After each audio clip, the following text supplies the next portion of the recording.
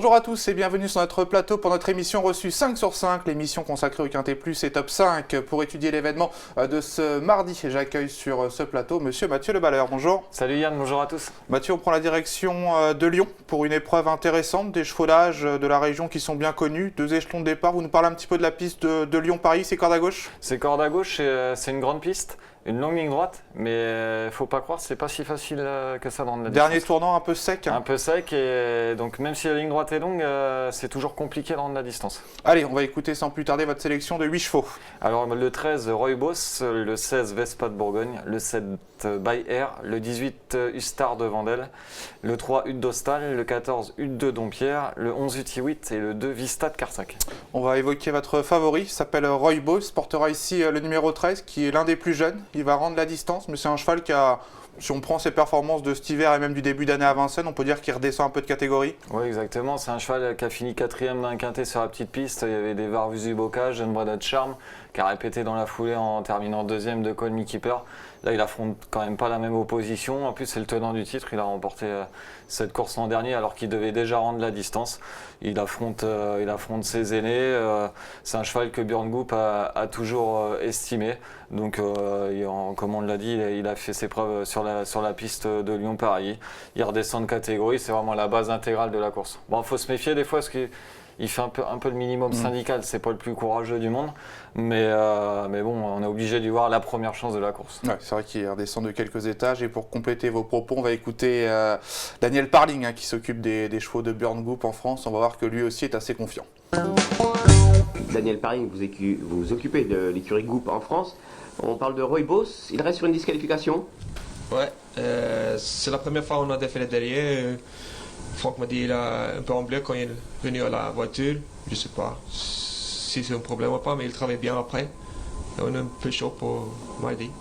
Oui, il avait bien couru avant à Vincennes plusieurs fois dans des bons lots. Ouais, voilà. Non, mais c'est difficile. Là, à Vincennes, c'est pas facile. Il a fait le bon truc. Et maintenant, à la Provence, j'espère que c'est plus facile. Plus facile. Oui, il avait gagné ce quintet de Paris l'année dernière. Ouais, il connaît les pistes, piste plate, le grand ligne droite. Ouais, j'espère qu'il fait le même cette année. Bon, c'est logique, hein. Il est tenant du titre, il est bien, il redescend de catégorie, c'est une priorité. Non, tout est dit, on ne le condamne pas et souvent ça va lui faire du bien de changer d'environnement aussi. Vous lui opposez, Mathieu, le numéro 16, c'est Vespa de Bourgogne, jument qu'on connaît bien dans cette région, qui a déjà réussi ses excursions également à Vincennes. Elle a mis un petit peu de temps à retrouver la bonne carburation, mais ces derniers temps, c'est vraiment très très bien. Non, c'est extra, c'est vraiment une chic jument cette Vespa de Bourgogne, elle répète toutes ses courses. Faut lui masquer l'effort, mais après elle possède vraiment une belle pointe de vitesse finale. Des faits à des 4 pieds, c'est pas la même, elle vole dans cette configuration. Donc là pareil, je pense que la longue ligne droite va aider cette attentiste. Elle est maniable dans un parcours. Donc franchement, je pense que c'est aussi un coup sûr dans les 5 premiers. Ouais, elle n'est pas fautive, c'est pour les gens qui aiment prendre des bâches, c'est le genre de jument qu'on garde opérativement base. Oui, c'est vraiment un solide point d'appui. Comme je vous ai dit, elle n'a pas grand chose contre elle, elle est en forme, elle est des faits à des 4 pieds. Et les pensionnaires de Pierre Calier sont vraiment au top. Donc on peut foncer sur Vespa de Bourgogne.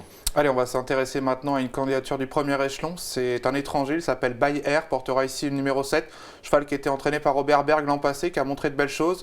Et depuis le début de l'année, là, il est arrivé chez Guillaume Huguet. Et on le voit à Saint-Galmier, c'était vraiment très bien récemment. Ouais, ce jour-là, il avait bénéficié d'un bon parcours. Et après, il croisait ses adversaires dans la ligne droite. Là, on le voit, il donnait vraiment un superbe coup de rein pour venir l'emporter de peu, mais quand même très très sûrement. Et sa dernière tentative sur l'hippodrome de Cavaillon est aussi excellente. Il se classait 2e de Vinochka et c'est pareil, ce jour-là, il se mettait à plat ventre pour finir. Là, il découvre un engagement de choix au premier échelon. Donc, il sera à nouveau déféré. Franchement, lui, il possède vraiment beaucoup d'atouts dans son jeu. Avec un bon parcours, lui, il ne devrait pas être loin de la vérité. Ouais, à retenir également impérativement dans vos jeux ce Bayer qui est en pleine forme. On va maintenant s'intéresser à la candidature du Star de Vendel, qui est le plus riche de cette épreuve, présenté par le redoutable Yannick Alain-Briand. Cheval qui vient de courir ferré la dernière fois. On peut penser qu'on avait peut-être déjà cet objectif de quintet en vue. Voilà, on a clairement visé cette épreuve. Là, on peut voir, c'était vraiment un super lot. Ce jour-là, le Star de Vendel, il se classait 4e de Varus du Bocage, Ultra de Vindus, Unique de Liton.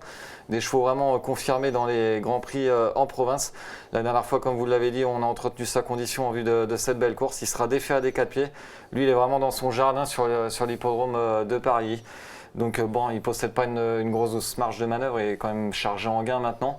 Mais je pense qu'il a les moyens de rendre la distance pour être 4 ou 5e.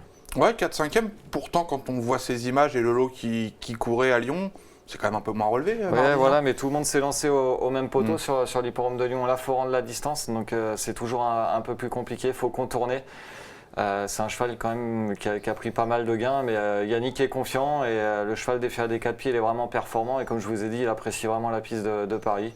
Donc c'est pareil, on peut le suivre en confiance. On le garde pour les places. On va maintenant évoquer la candidature d'un petit outsider. C'est Hugues Dostal qui portera ici le numéro 3. Cheval qui s'entend bien avec Jean Boileau et quand il est pieds nus, c'est toujours un petit plus pour lui. Voilà, la dernière fois, il a encore très bien tenu sa partie en province. Il donne toujours son maximum.